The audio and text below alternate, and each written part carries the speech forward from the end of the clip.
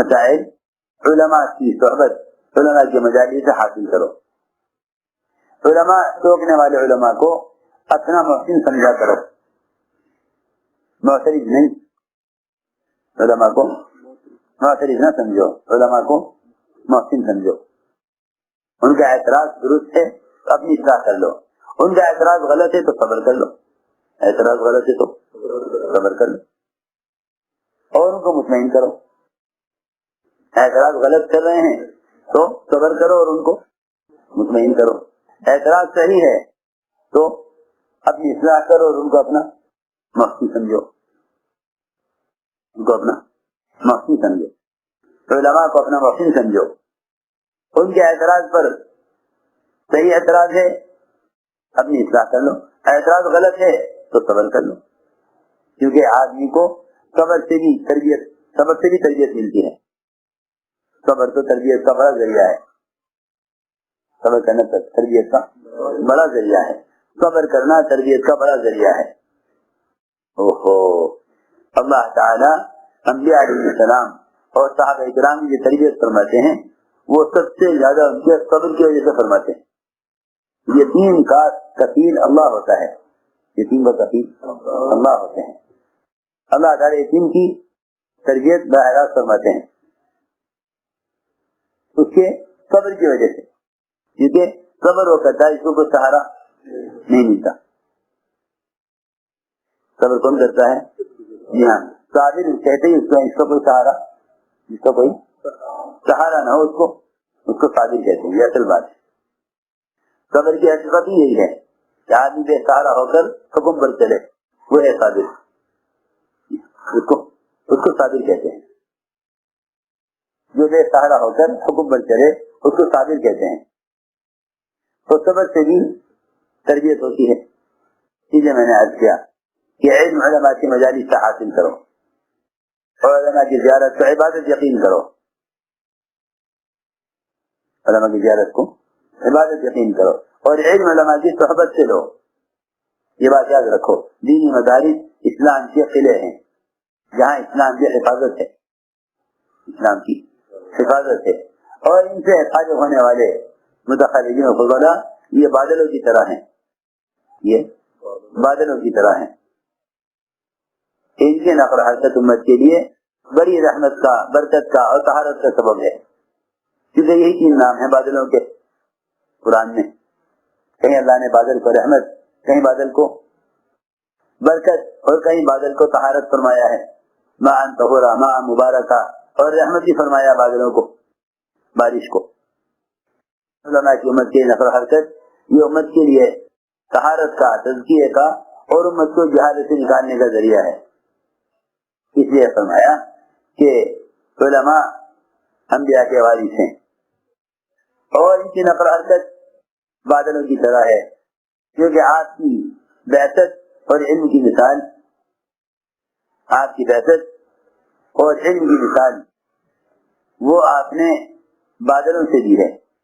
یہ فرمایا روایت میں، مثل ما بعثني الله به من الهدى والعلم كمثل غيث للكثير، کہ جو علم و ہدایت میں لے کر آیا ہوں اس کی مثال گھنے بادل کی طرح ہے. بڑا بادل، گھنا بادل، کہ جو علم و ہدایت میں لے کر آیا ہوں گھنے بادل کی طرح ہے. حضور اکرم صلی اللہ علیہ وسلم نے علماء صحابہ کو متحرک بنایا تھا. نفر اصل میں امت تک علم کو پہنچانے کے لیے تھا، امت تک علم کو پہنچانے کے لیے تھا. نفر کو محض کردار پر محمول کر دینا یہ امت کے بڑے نقصان کی سوچ ہے. بڑا نقصان امت کا کہ اگر نفر کے فضائل کو محض کردار پر محمول کر دیا گیا تو امت جہالت سے گڑھے میں گر جائے گی. نفر کا مقصد امت کو جہالت سے نکالنا تھا. قتال ایک عارض تھا، اس لیے نفر کے فضائل اور خروج کے فضائل کو محض قتال پر محمول کر دینا بڑی ناسمجھی کی بات ہے. میری بات بہت توجہ سننی پڑے گی.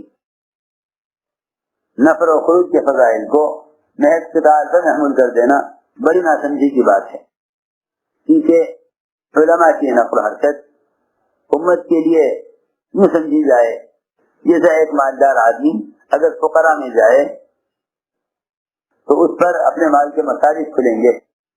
کہاں بیوہ ہیں, کہاں یتیم ہیں, کہاں مسکین ہیں, کہاں لوگ بیمار ہیں, کہاں لوگ مقروض ہیں, کہاں لوگ پریشان حال ہیں, کہاں لوگوں کے پاس کھانے کو نہیں ہے, کہاں لوگوں کے پاس پہننے کو, اوڑھنے کو, سب جبانے کو مکان نہیں ہے. ان پر اپنے مال کے مصارف کھلیں گے. اسی طرح علماء اگر جاہل کے درمیان جائیں گے تو علماء پر علم کے مصارف کھلیں گے. کہاں مدرسہ قائم کرنا ہے, کہاں مکاتب قائم کرنے ہیں, نقل و حرکت کے ذریعے امت کو ساتھ رکھ کر علم کا پہنچانا, یہ صحابہ کرام کا اصل طریقہ تھا. آپ نئے آنے والے مشرکین کو جو اسلام میں داخل ہوتے تھے انہیں پرانے صحابہ کے ساتھ نکالا کرتے تھے. خروج کے ضمن میں علماء کے ساتھ رہ کر سیکھنا سکھانا بھی ہوا کرتا تھا. اس لیے فرمایا کہ نفر کا اصل مقصد تفقہ فی الدین ہے. نفر کا اصل مقصد تفقہ فی الدین, یہ نفر کا اصل مقصد تھا. حضور اکرم صلی اللہ علیہ وسلم نے 70 صحابہ قراء علماء صحابہ چنے تھے اہل نجران تک علم کو پہنچانے کے لیے. سب کو قتل کیا گیا.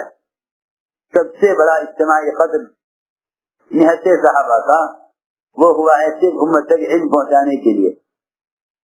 اقتدار کے لیے نہیں نکلے تھے, اقتدار کے لیے نہیں نکلے تھے, یہ نکلے تھے علم پہنچانے کے لیے.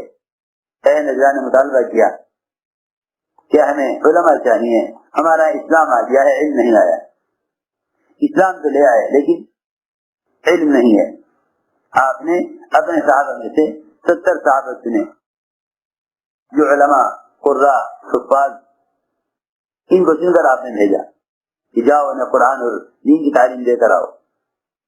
یہ تھا اصل نفر کا مقصد. اس لیے میں نے عرض کیا علماء طالب ہیں, امت مطلوب ہے. علماء طالب ہیں, امت مطلوب ہے. علماء طالب ہیں, امت مطلوب ہے. علماء کے پاس ساری امت کی وراثت ہے, ساری امت کی وراثت ہے. علم ساری امت کی وراثت ہے. اگر ایک باپ مر جائے, ایک بیٹا امریکہ میں ہے, ایک بہن یورپ میں ہے, ایک بہن افریقہ میں ہے, اس باپ کی وراثت میں سے 40,000 کا حصہ پہنچانا اس کے ذمہ ہے. سارے ورثہ کا حق پہنچانا, ان کا حصہ پہنچانا اس کے ذمہ ہے. بس علم ساری امت کی وراثت ہے. علم ساری امت کی وراثت ہے. دورہ خلافت تک یہی معمول تھا کہ علماء کی نقل و حرکت ملکوں میں علم کو پہنچانے کی غرض سے ہوتی تھی. اس لیے میں نے عرض کیا کہ 3 کام ہے دنیا میں کرنے کے اصل. اگر یہ 3 کام نہ ہو تو دنیا میں رہنا بیکار ہے. اگر 3 کام نہ ہو دنیا میں رہنا بیکار ہے, کیونکہ ان 3 کاموں کے علاوہ دنیا میں رہنا غیروں کا طریقہ ہے. دنیا میں غیروں کے لیے ہے. اگر 3 کام نہ ہو دنیا میں رہنا, پھر دنیا میں رہنا پھر وہ غیروں کا غیر زیادہ حقدار ہیں اس کے. ورنہ مسلمان کے دنیا میں رہنے کے تو 3 مقصد ہیں: دعوت, عبادت اور تعلیم. دعوت, عبادت اور تعلیم, 3 کام ہیں دنیا میں رہنے کے لیے: دعوت, عبادت اور تعلیم. دعوت کیا؟ اللہ کے راستے کا خروج اور نفر حرکت. دوسرا کام کثرت عبادت. تیسرا کام علماء کی مجالس اور ان کی صحبت سے علم کا حاصل کرنا. یہ 3 کام حضرت عمر فرماتے ہیں اگر یہ 3 کام نہ ہوتے تو میں دنیا میں رہنا پسند نہ کرتا. کون فرما رہے؟ عمر رضی اللہ عنہ. اگر 3 کام نہ ہوتے میں دنیا میں رہنا پسند نہ کرتا. اگر یہ 3 کام نہ ہوتے, دعوت, عبادت اور تعلیم. حضرت خود فرماتے ہیں اگر اللہ کے راستے پھرنا نہ ہوتا, اور اگر زمین پر لمبے لمبے سجدے کرنا نہ ہوتا, اور اگر علماء کی مجالس سے علم کی باتوں کو سن سن کر اس طرح وجہ پیدا کرنا نہ ہوتا جس طرح عمدہ کھجوریں سن سن کر کھائی جاتی ہیں, تو میں دنیا میں رہنا پسند نہ کرتا. یہ 3 باتیں حضرت فرماتے ہیں. اسے میں نے عرض کیا دعوت, تعلیم, عبادت, یہ 3 کام دنیا میں کرنے کے اصل ہیں. اس لیے میرے دوستو عزیزو, دل سے اس کا عزم کرو کہ انشاءاللہ ہمیں ان ہمارے دعوت پر اس طرح جمنا ہے جس طرح صحابہ کرام نے اس کام کو کیا ہے. مسئلہ اپنی ذات کا نہیں ہے، ساری امت ساری انسانیت کا ہے، ساری امت ساری انسانیت کا ہے. اسے میں نے عرض کیا دعوت، تعلیم، عبادت، یہ تین کام دنیا میں کرنے کے اصل ہیں. اس لیے میرے دوستو عزیزو دل سے اس کا عزم کرو کہ انشاءاللہ ہمیں ان ہمارے دعوت پر اس طرح جمنا ہے جس طرح صحابہ کرام نے اس کام کو کیا ہے. مسئلہ اپنی ذات کا نہیں ہے، ساری امت ساری انسانیت کا ہے، ساری امت ساری انسانیت کا ہے. اس امت کی ذمہ داری باعتبار امت کے ہے، باعتبار فرد کے نہیں ہے. امت کی ذمہ داری باعتبار امت کے ہے، باعتبار فرد کا ذات کے نہیں ہے. امت کی ذمہ داری باعتبار امت کے ہے، باعتبار فرد کا ذات کے نہیں ہے.